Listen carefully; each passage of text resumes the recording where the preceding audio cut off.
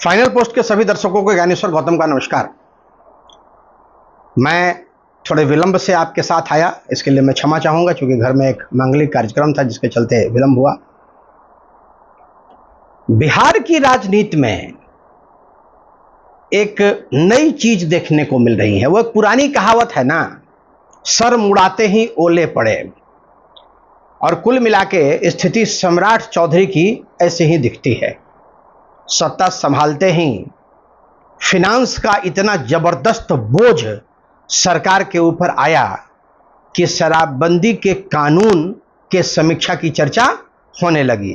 सदन में भी बातें गूंजती हैं और मैदान में तो लोगों के माध्यम से गूंजती ही गूंजती हैं। तो क्या बिहार में शराबबंदी समाप्त होने वाली है? आइए इन तमाम चीज़ों को डिकोड करने की कोशिश करते हैं कि कैसे सर्कमस्टांसेस बदले और सर्कमस्टांसेस के बदलने के बाद स्थितियां धीरे धीरे भारतीय जनता पार्टी के कंट्रोल में आती जा रही हैं। नीतीश जी ने अपना शासन सम्राट चौधरी को सौंपा। सूत्र ये बताते हैं कि भाजपा का जो शीर्ष नेतृत्व है वो सम्राट चौधरी को नहीं चाहता था, लेकिन नीतीश जी का दबाव था और नीतीश जी के दबाव के पीछे भी जो राजनीति थी वो राजनीति लव कुश समीकरण को साधने की थी। नीतीश जी बहुत लंबे खिलाड़ी हैं, बहुत दूर की सोचते हैं और उनके बारे में जो कहा जाता है, जैसे लालू जी उनके बारे में अक्सर कहते थे कि उनके पेट में दांत है।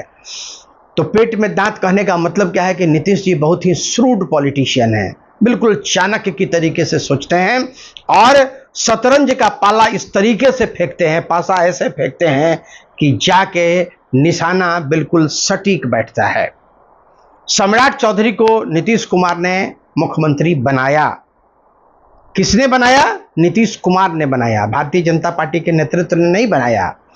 यहां जब शिवराज सिंह चौहान आए थे तो उनके पास लिस्ट में नाम दूसरा था, लेकिन नीतीश जी के जिद के आगे और अभी जो बंगाल का चुनाव है इसको लेके भारतीय जनता पार्टी ने उसमें कोई हस्तक्षेप करना उचित नहीं समझा। उनको लगा चलिए सरकार बन रही है, आगे देखेंगे। देखने की कवायद प्रारंभ हो गई है। अब एक बात आपको बता दें कि मुफ्त की जो रेवड़ियां बांटने का प्रचलन केंद्र में राज्य में चला, उसका नतीजा है कि आज की तारीख में सैलरी देने के लिए, पेंशन देने के लिए आपके पास पैसा नहीं है। समीक्षा किस चीज की होने लगी? शराबबंदी की, क्योंकि शराब एक ऐसा व्यापार है जिस व्यापार से सरकार को हजारों करोड़ रुपए का बेनिफिट होता है, जो राज्य की जो अपनी जरूरतें हैं उन जरूरतों को पूरा करने में बहुत आवश्यक होता है। तो क्या यह मान लिया जाए कि आने वाले समय में शराबबंदी समाप्त होगी और नए नियमों के साथ शराब की बिक्री प्रारंभ होगी?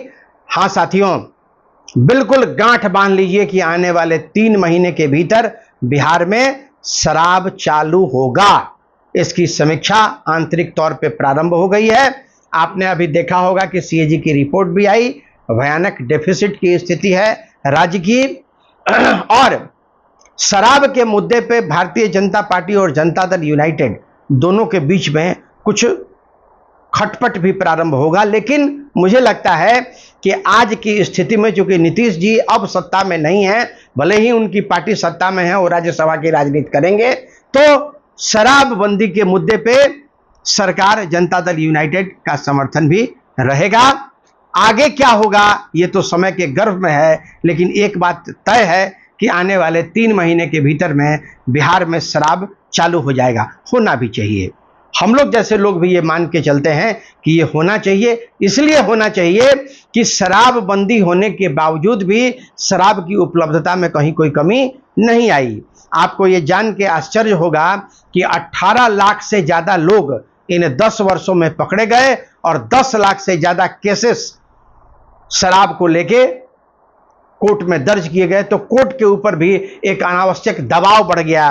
3-3, 4-4 कोर्ट हर डिस्ट्रिक्ट में बनाने पड़े, तो कई तरह का बोझ आ गया, लेकिन उसका कोई लाभ हमको नहीं मिला। शराब की उपलब्धता को हम रोक नहीं पाए, क्योंकि इतना बड़ा और इतना भयानक नेक्सस है। पहले तो लोगों को शराब खरीदने के लिए दुकानों तक जाना पड़ता था, अब तो बस नंबर घुमाइए, शराब की डिलीवरी आपके दरवाजे तक उपलब्ध है। इन चीजों को देखते हुए ऐसा प्रतीत हो रहा है कि शराबबंदी का जो कानून है उस कानून को वापस लिया जाएगा।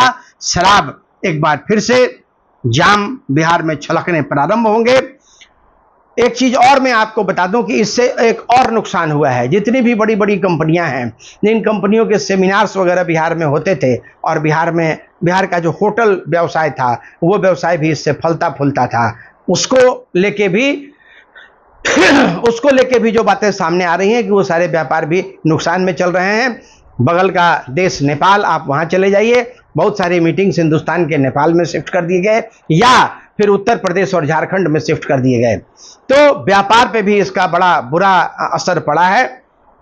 तो हम ये मान के चलते हैं कि आने वाले समय में 3 महीने के अंदर में बिहार में शराब की बिक्री एक बार फिर से प्रारंभ होगी और राजस्व का जो नुकसान यहां हुआ है उस नुकसान की भरपाई उससे की जाएगी।